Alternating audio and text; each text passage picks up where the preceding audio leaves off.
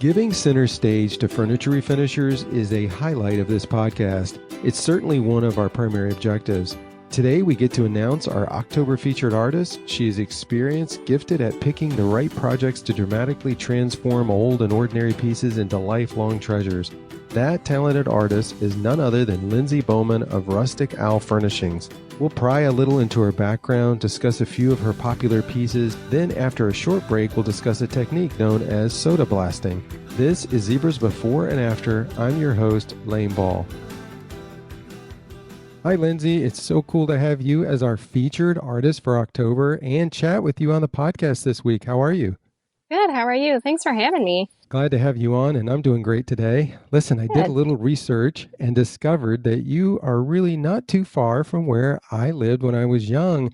I lived in a little town called, I lived in a little town called Durand. Are you familiar with Durand? Oh, yeah. Actually, my mom grew up there. Really? Yep. That's cool. So you live in Owasso.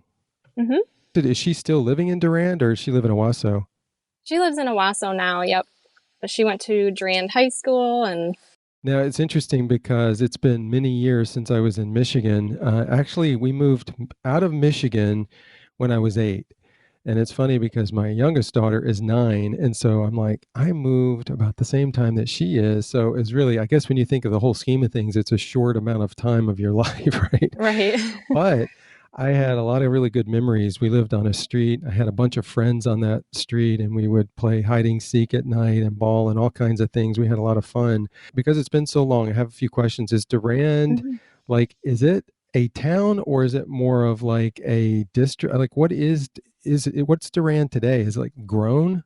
I believe it's a city. Believe it's considered a city now. Okay, because it was small. Yeah. It's grown a bit. They have a lot of good restaurants there now, and of course the train depot, and that's a big hub for a lot of traveling. Oh, well, that's so cool. It's a small world. Yeah. Now, what is Michigan weather like today? Today it's 70 degrees. Yesterday I think it was 50. So was it really? Yeah. It's all over the place this time of year. Well, 70-degree weather. Do you have sunshine? It's kind of dismal today. Overcast. Well, at least you got the 70-degree weather. Yeah. It has been amazing here in North Carolina over the past several days. I mean, we had some inclement weather, late summer with what seemed to be a lot of rain and some clouds. Mm-hmm. But lately we have enjoyed cooler temps and sunny days. So it's been awesome. Nice. It's like, as best I can remember, fall is pretty nice up there. I mean, you've got a lot of beautiful, bright colored trees, and the temperatures, I mean, they hover around the 60, 70. I know, like you said, it dipped into the 50s, but 60 degrees, 70-degree weather with low humidity is like pretty much fall for you guys, isn't it? Yeah, that's pretty much what it is. And I love it. Fall's my favorite season, and the leaves changing. It's just so pretty to see all that. Well, certainly inspirational from a furniture refinishing standpoint. And that's a little plug for the Zebra Review for October, because it's called October Glory. And that means all these fall colors, I mean, the greens, the reds, the oranges, and the yellows, those can be used as inspiration for pieces that we're asking for people to enter. So we hope you enter as well, Lindsay. Yeah, I will. I was excited about that category because I love painting in all of those colors. Yeah, exactly. So tell us a little bit about yourself. Well, actually, today's my wedding anniversary. We've been married for 2 years. Oh, wow. Today. Congratulations. So, thanks. Yeah. And so I have 3 kids and he has 1. So we kind of merged like the Brady Bunch a little bit. And so my oldest is 15. He's just going through driver's training, which is a bit scary. And then my daughter will be 12 in 3 days. His daughter is 11. And then my youngest is 6. So I have a son that's getting ready to turn 18 in November. And then I have a 15-year-old daughter and then a 9-year-old daughter. So we've got some ranges there. Yeah. Do they all get along wonderfully well? Well, I'd like to say yes, but they have their moments. Yeah, as they all do. So is your background art and creativity? I really enjoyed graphic arts in high school and in college, and I always liked doing those painting classes. And so I I just decided one day I was looking at my ugly sofa table and I thought, hey, I'll see what this looks like green. I think it was green was the first color I used. And I love doing it. And so I kept doing it. And then, yeah, I fell in love with doing it. So how long exactly have you been refinishing? I've been refinishing for, I think it's going on 3 years. Wow, so you've been in it long enough to establish a business and to really sort of know your way around the refinishing techniques and all the different brands and colors and different types of paint. Tell me, what's your favorite part of refinishing? I think my favorite part would be getting to the painting. Everything up to the painting is just the nitty gritty. You have to do it kind of stuff. And I enjoy painting the most. That pre-stuff is like laborious and intensive, isn't it? It is. So what's your favorite style of furniture to work on? I love those old dressers. Like, I think my favorite ones to do would be the 3 or 4 drawer little chests. I love those. Every time I see them, I love to just scoop them up. And I know this is sort of maybe a tough question, but like, what's the oldest piece do you think you've ever worked on? Like, how many years back do you think it would be? I think the oldest one I ever worked on, and I would only be guessing, but it was probably middle 1800s. Oh, wow. Now, does that make you nervous working on them when they're that older? I guess it depends on if you own it or if it's a commission piece. I bought that one, so I wasn't too nervous about it. Yeah, usually they're hand built, and so there's not really can't find out much information about it other than what kind of joinery they used, and then you can kind of date it back to, well, this was only popular between 1800 and 1900. And so where do you find your pieces? I mean, there's I guess a multitude of different options that everybody uses to a degree, but what do you find to be most successful way to locate pieces? I'm always looking on that Facebook marketplace. People are basically give their furniture away on there. That's where I find the cheapest things. Or I'll do thrift stores. Sometimes they have good stuff. In my town, not so much. It's hit or miss really on the furniture at the thrift stores, or estate sales. I go to those every now and then. When you talk about going through Facebook Marketplace, and I know you can put a radius, how far out that you want to see pieces, do you find yourself having to kind of leave the community to get a lot of your pieces? Most of the time, yeah. But I also work in Lansing, so I find most of the stuff around Lansing, and then I can kind of just go and pick it up after work on my way home. Yeah, because Lansing's the capital of Michigan, right? Yes, yep. Hey, I remembered that much. That's cool. Yep. Even though I don't think it's the biggest city. Yeah, no, that's true. Yeah, and but that's cool that you work there. So, like you said, you can it sort of broadens your base as far as where you can find pieces. So that's Yep. nice. Now, what type of paint do you enjoy using the most? I started out using Fusion's paint. I think they are an acrylic-based paint. I love that one. Just it has like a built-in top coat, so it's extremely durable. And then I think it was about a year ago I discovered the Chippy Barn paint, which is a ceramic-based paint. And that one has just kind of blown me away. I find myself using that one more and more. Just the self-leveling properties are, I don't even think I found a paint that kind of compares to that. Just zero brush strokes every time. Well, the zero brush strokes, to be honest with you, is probably because you're using zebra paintbrushes. Yes, I do. I exclusively use those. No, I don't want to short circuit the Chippy Barn because they do have phenomenal paint as well as Fusion, but it is neat to have that self-leveling paint property to it that smooths it out. But we certainly tout the fact that our smooth filaments produce smooth results. So, but anyway, now having said that, favorite top coat that you use? Now I know, like for example, Fusion, you mentioned that has the primer in it, and I don't think you need top coats with Fusion. I know you can use them, but is there a specific top coat that you typically go to? I've been using the Varathane, their water-based polyurethane. That's the one I go to the most. Do you find that because it's water-based, do you have to put multiple coats on? What about the durability? Have you found that to be really good? I've never heard a problem with it. I usually put on 3 or 4 coats. If Hmm. it depends if I'm using water-based or oil-based, I try to put 3 or 4 if I'm using either one. Yeah, that sounds pretty standard from conversations I've had with other refinishers and using top coats. And I think that's pretty standard, if I'm not mistaken, on a lot of different top coats is on average maybe three different coats, which is nice because it seals it well and it gives it that durability that you want to make sure that you're giving to your customer when they pick up your pieces and use them for years to come. So that's really good. Now we're going to discuss a few of Lindsay's pieces. Listeners, as always, you can check out these projects while we discuss them by going to our podcast page on thezebrablog.com and clicking on Lindsay's feature. The pieces discussed will be noted with a podcast symbol. You can also go to our Enjoy Zebra YouTube channel and see the pieces displayed as we talk about them there. Now, the first furniture piece we'll discuss, Lindsay, is what you call your favorite piece. And it was a French provincial chest of drawers. It's not French provincial any longer. Describe the current look for us and tell us about the refinishing process. Yeah, I that one was actually a commission piece. She wanted it. She actually messaged me a picture of a mid-century modern dresser that I did and wanted the same look. And so I had the French provincial to show her, and she absolutely hated it.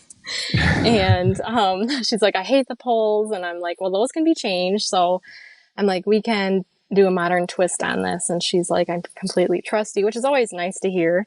So she just gave me the color she wanted to use. And then she said, do whatever you want with it from there. Just get rid of those poles, is what she said.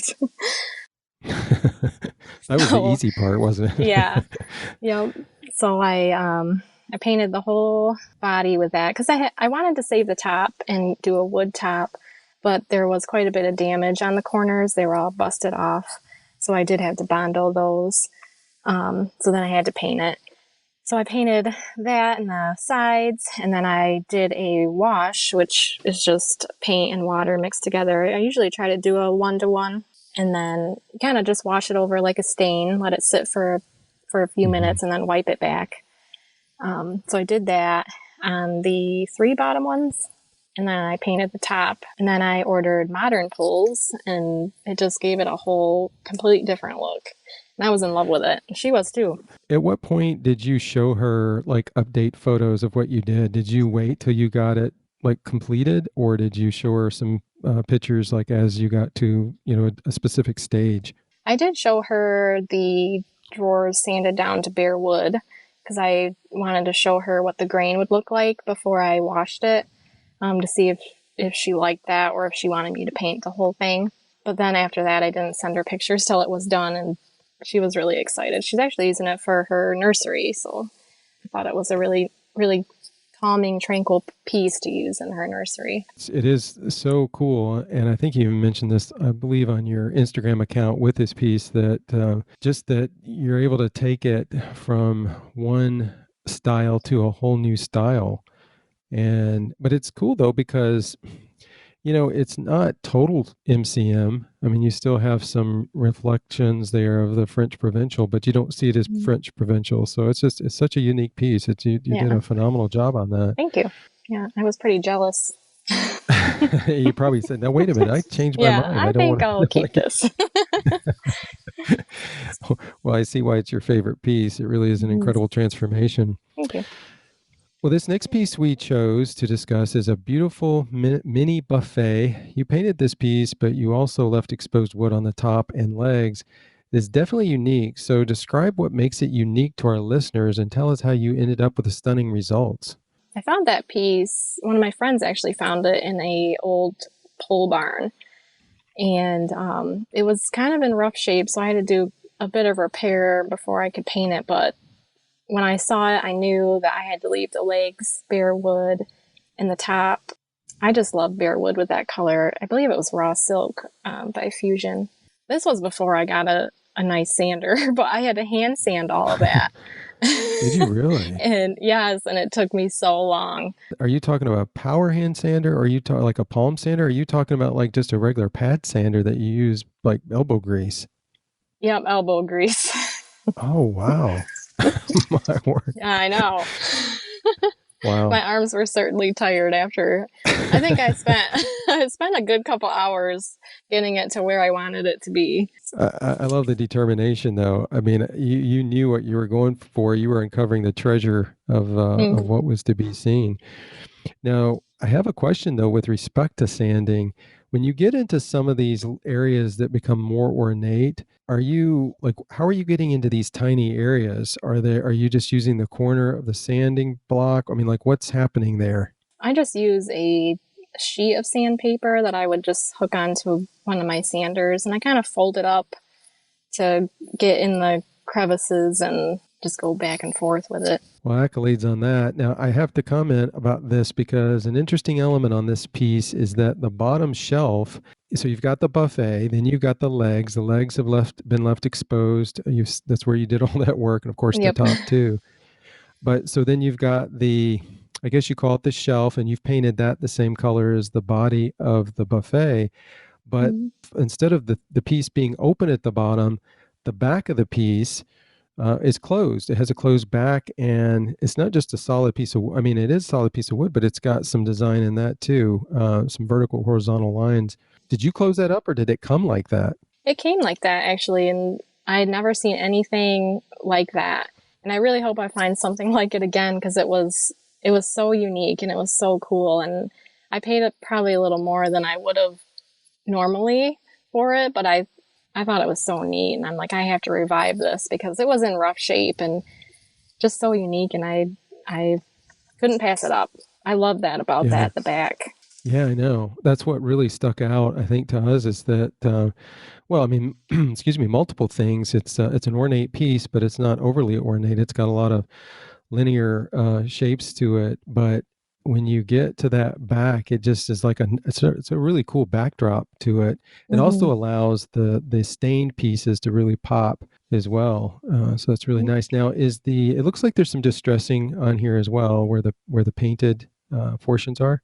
Yep, I did distress around the edges lightly, and kind of wanted it to have the farmhousey vibe, so I did distress around the edges. Is this a two drawer piece? Yep, it was two drawers. It had really cool hardware on it, but actually it was missing one, so I had to put new ones on. They were really, detailed drop holes, but I was Uh-huh. kind of bummed I only had three. Gosh, I bet that's frustrating when you find something unique like that and you want to keep original elements and and you're missing one piece. I mean, it's Yep. like, Yep. I suppose you keep those to maybe potentially use them in the future. I did keep them, yep, just in case I ever find something that has three knobs. Yeah. Well, maybe we'll see them at some point down the Yeah, road. Did you keep this piece or did you sell it? I did sell it, and it was actually I got asked to sell my stuff at a store. Um, I had been asked to sell at a store before, but they were all so far away from me, so I didn't feel Hmm. like it was worth it. But this store was only, I think, maybe 20 minutes from my house, so I thought, I'll try it out. And so I saved this piece until they opened, and it was sold the first day they opened. Yeah, I'm not surprised. Great job staging as well. I mean, it's just the right amount of items that you included in this piece, not to take away from it, but just to add to it. So nice work. Thanks. This last piece is an amazing transformation. It was originally a small end table, maybe a piece from the 70s or 80s. Lindsay can correct me if I'm wrong there, but you totally changed the look. I mean, totally, Yeah. drastically. Yep. Tell us all about it. That one, I think I picked that up for $10 on my way home from work. It was an old Ethan Allen piece, I believe. And it was just three drawer, little mini dresser, oversized end table. And when I saw it, I immediately thought, I want to turn this into an apothecary cabinet style cabinet. And so I think the first thing I did, I got it home, I ordered hairpin legs, and they were there the next day. So I put those on. I believe they were 6 inch. Hmm. And so it raised it up off the ground a bit. And then what else did I do? I put the apothecary hardware on and painted it white, and the top I sanded down. I love that one. It did. It looked like a totally different piece. Now, where the top, I don't know if that's a drawer. It's got the 4 apothecary pulls on it. Mm-hmm. Is that a drawer or is that just part of the design? It's a drawer. Yep, it was 3 drawers. The design of those drawers, it looks like it's got 4 compartments to it. It's been routed. It's got routed edges, throughout to make it look like 4 specific drawers, old-timey drawers. Mm-hmm. But the face of that, where the apothecary pulls are, is that also sanded and then it's just like a stain or a weathered wash? Yep, I did sand those down to bare wood, and then I used a whitewash on those, and the same as the top. I used a whitewash on the top also. That's super nice. How did you choose just for our listeners, hopefully you guys are able to look at these pieces as we talk about them, but I know some of you are driving and probably refinishing as you listen, but just so you understand this piece, you've seen a lot of these. As Lindsay said, it's more of an Ethan Allen design. I don't know if I was right on saying 70s or 80s. That's just what it reminded me of. Yep, I would guess the same thing. Okay, cool. At least I wasn't too far off base there. She put the 4 apothecary pulls on the top, and then there's a bigger drawers on the middle drawer and the bottom drawer, and then it's got a pretty good base to it. And that's where she put the hairpin legs. But the middle of those 2 drawers, you didn't put apothecary pulls there. You put a different kind of a pull, and it's simple. How'd you make that decision? Those pulls reminded me of like an old industrial cabinet pull. Mm-hmm. Yeah, I wanted to give it kind of an industrial apothecary farmhouse. I'm making up my own things now. Look. Hey, you started a new style. Yeah. So they just reminded me of industrial, and that's kind of what I was going for. The reason why I brought it up is because this is all a part of the furniture design. We had a podcast and we had Joe with Click to Restore on, and she mentioned that was the topic, is that furniture refinishing is not just refinishing, it's also design. And that is so true. And when I'm sitting here looking at this piece and talking to you about it and the decisions that you made to arrive where you finished this piece at, part of it is these decisions when you get to the end, deciding what type of pulls to put on it, but it works really well with it. And I don't know, maybe it would look great as well if you had all apothecary pulls on it, but it's such a nice balance to have those 2 pulls in the middle and the bottom drawer that are, like you said, that have that industrial look. It just makes it very exclusive and very unique. So that's just fantastic. Now, as well, you said you picked it up off the side of the road, I think you said, or you picked it up for $10. Yeah, $10. Yep. Okay. Now, have you sold this piece? It's actually still in the store. I took it to the store that I have my furniture in. Oh, but gotcha. I just took it there. Well, I took it there a couple weeks ago. So you may need to check back. It may be gone now. yeah, hope so. As I say to a lot of refinishers, it's probably hard to part with a lot of these pieces that, because each one is unique and you're like, man, I like that. It's a good thing we have photography and you can go back and see the pieces. Yeah. I'm sure my husband's tired of me saying I want to keep this and rearranging the whole house every couple months. He just kind of goes with it now. Yeah, I'm sure he does. I'm sure he doesn't mind, though, the fact that you make money doing this. So I'm sure that's a motivator. Yep. I think that's why he's kind of like, okay. That's right. Yeah, I've noticed that, there's so many different aspects of refinishing with respect to your own style, and you kind of develop your own look and you gravitate towards certain colors. But as well, I've noticed several of the latest photos that you take in your staging, that your staging wall is different.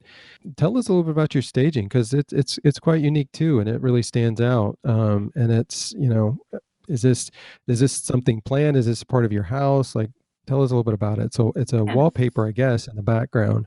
Yep, it's I actually originally bought it for the first time just to line drawers with, and I had several requests, like custom wise, to use it. And the more I used it, the more I was like, man, I really like this. And I had asked my husband, I'm like, can I put this on a wall? And he was kind of like, oh. And then finally he's like, yeah, go ahead. And I'm like, what? Okay. So like the next day before he could change his mind, I'm like, I'm putting this up. And it is a wall in our dining room. And so every time I do take pictures, I have to move our dining room table. But I also like where it is because we have French doors right there. So it gives a lot of natural light, which before I would spend quite a bit of time editing photos to lighten it up. But this, with the natural light, I'm hoping I can keep using it. So I don't spend as much time editing photos anymore. Yeah, that's so important is to look throughout your house to think in terms of the photography, making sure the lighting is good, and finding a place that you can use pretty consistently. Do you have other options in your home that you can use as backdrops? If you got tired of this backdrop. Yeah, there's an adjacent wall that I had been using originally that I'll probably have to go back to sometime soon.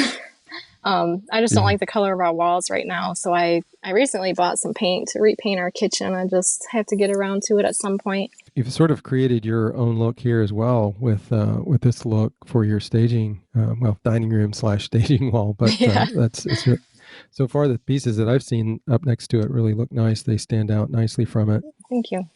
Yeah, I love using it. So I hope I don't have to give it up anytime soon. Well, it's all in your control, so you absolutely can continue to showcase it. Well, thanks for taking the time to share your refinishing processes for each of these pieces. You're welcome.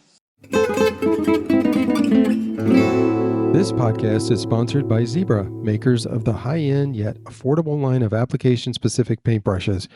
Zebra's new website is up at enjoyzebra.com, and we invite you to take it for a test drive. Test drive because it's more than an ordinary product website. There is plenty of inspiration for you, as well as a really cool quiz that guides you to the ideal Zebra paintbrush you need for your painting application.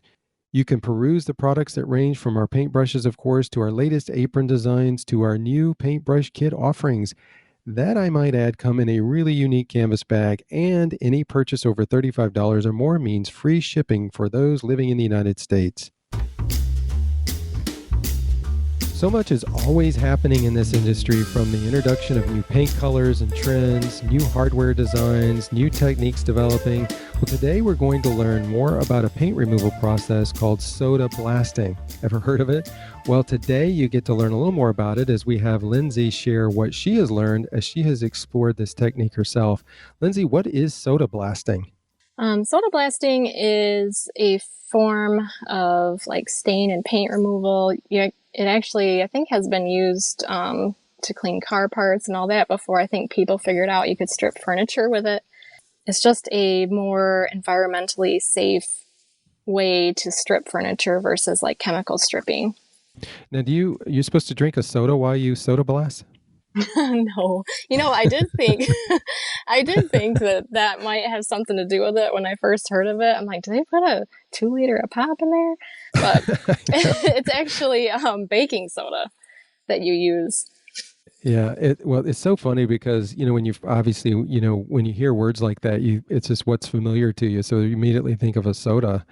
But, I've always heard these. I've never tried it, but I think there's something you can stick a coin or something, drop a coin into a can of soda or pop, and because it's acidic, it will do something to it. I've heard different kinds of stories. So, when I first heard it, I thought, well, maybe, I don't know, maybe they're doing something with the soda because it's, it's got that, it's got that carbonation in it. So that's why we're here to learn more about it. So you said it's more like baking soda. It's sodium bicarbonate, is what's used. So there's a lot of benefits to that. As you said, it's obviously environmentally friendly, especially when you compare it to some of the chemicals. Now, can it damage certain types of wood using the soda blasting? Because you think of sandblasting. Is it pretty much the same as sandblasting? It's just a different type of material? It's sort of the same. Sand is a little bit more abrasive than the baking soda. I believe on really soft woods, it might. I've only tested it out on oak, and it did not. It did not rough it up at all. Actually, it was quite smooth, which surprised me. When I was done, I ran my hand over it, and it was quite smooth. I was expecting it to be kind of rough, but yeah, it wasn't too bad. But I do believe on those types of woods, it might be a little bit rougher on. I guess there's the element too, and we'll talk about maybe equipment, but to the degree of how much pressure you have when you're doing it, I think you can control pressure Hmm. so that way it doesn't damage the substrate. I read that because I was trying to learn a little bit about this as well. I've never done it, but I read that soda blasting was first used in the early 1980s when they were restoring the Statue of Liberty, and Oh, wow. they needed something that would not damage the thin copper plates that make up the Hmm. statue, and so that's where the using sodium bicarbonate came into play. So I thought that was really interesting. So what propelled you to, like, how did you get introduced to it? I was watching YouTube one night and I kind of got sucked into the black hole that's YouTube video after YouTube video. It was one of the up next videos, soda blasting, and I thought, oh, I'll watch this one because the little thumbnail was a picture of like an intricate oak mirror. So I'm like, oh, I'll watch this. And I could not even believe what I was seeing. I'm like, is this sped up? Is it? But the person who was doing the video said it wasn't sped up. This was real time. And Hmm. I think 2 days later, I went and bought a soda blaster because I had to find out. So you did, and then you tried it yourself. So you had a great experience, your first experience with it? Yeah, I loaded it up. It was, a little bit of time to put it together. But yeah, I think I stripped 2 drawers in 5 minutes and I recorded it. I put it on Instagram, just so people could see in real time what it actually did. And yeah, I was blown Hmm. away. Anything you didn't like about it? Well, it makes a big mess. All of that baking soda has to go somewhere and it ends up all over the ground. But it kind of looked like snow a little bit. When it hits the surface of, in this case, the furniture piece, the wood, it almost sort of, as I understand it, sort of not explodes. That's not the right word, but it breaks into tiny little particles, which is probably forms like a dust or a powder. Hmm. Did you was it is that kind of what your experience was, like almost like a cloudy kind of environment, real dusty, heavily dusty? Yeah, it did turn into a little bit finer of a powder than you put it into the soda blaster as. Yeah, it was. I wore shorts, which probably wasn't a good choice, but so my legs were kind of dusty. Yeah, and I guess you have to do that somewhere where there's good ventilation, and Hmm. as always, special protective gear required. I'm sure the right type of masks Yes. and Yep. goggles Mask, and all goggles, of those long things. sleeves, and pants. That's what I would recommend. Yeah. Take it from me. I, Learn from my errors. Now, the piece that we were talking about before we had the break, and we were talking about the mini buffet, and we were looking at the legs, and you said you had sanded that with a hand sand paper. Could you have done that with the soda blasting? I think it would have took me 10 minutes instead of a couple hours. But yeah, if I had it back then when I did that one, I definitely would have used it. Well, we won't go there. We won't hang out there long. Yeah, I'm a little mad about that. No. Well, what equipment is required, and is it an expensive investment? You said you popped out and bought one. Was it like something like a mini system, or like what's involved in that? I went to our local Harbor Freight, which is kind of a cheaper alternative than Home Depot, but I always find good stuff there. Hmm. But I got a 15-gallon soda blaster, and it was $99. And then the soda, I believe it's 50 pounds, and that was Hmm. $40. And then the biggest thing is the air compressor. So some people have them, some don't. So I think that's where your biggest investment would be, Hmm. is getting a good air compressor to run it. Because you need at least a 15-gallon air compressor, which you want 90 psi and probably 5 or more CFM output. And all those specs are on the air compressors. Hmm. But anything lower than that, you're not going to be able to run it very efficiently. So when you went to Harbor Freight and you were checking into this soda blaster, did you already have your air compressor? Yep, my husband had one. It's actually a little bit smaller than I would like, so I'm actually in the market to get a new one. I just got to Yeah. pull the trigger.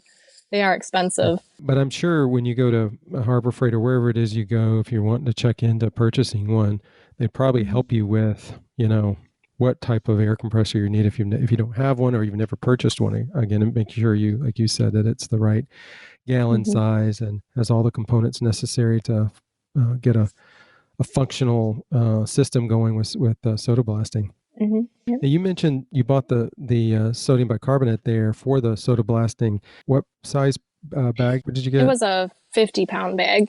Do you feel like that it lasts well? Did it use a lot of sodium bicarbonate? Let's see, how many did I use? 4 big cupfuls of it to fill the tank about 3/4 full, and it stripped a whole dresser. So I do believe that it would last, a little bit. I would say you could probably get, I hope 10 or more projects out of a whole bag. Oh, okay. Oh, wow. Yeah, that's not bad then. It sounds like it's certainly worth it from that standpoint. So are you using it, or are you just using it depending on what it is that you need to sand?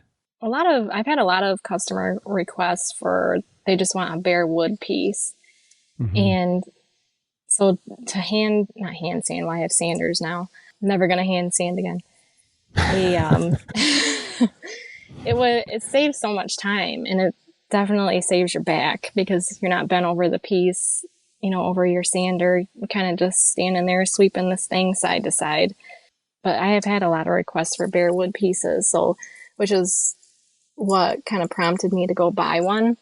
But I don't have like a huge indoor space to use it, so I could probably only use it in the spring and the summer, halfway through fall, because in the winter I wouldn't be using it.